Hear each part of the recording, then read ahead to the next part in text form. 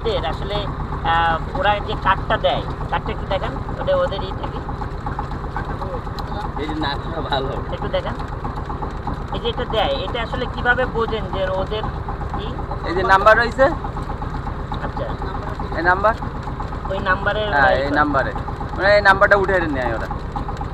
ওদের ওদের যদি মনে করেন তারপরে টাকা থাকলে কি, মানে এই টাকা না থাকলে ওরা কি করে? না থাকলে লোক তুলি নেবে, লোক উঠেই নেবে, নিয়ে মুক্তিপণ দাবি করবে যে টাকা দিও 20,000 কি 25,000, এই দিলে টাকা দেওয়ার পরে তো ওরা ছাড়িয়ে দেবে আবার।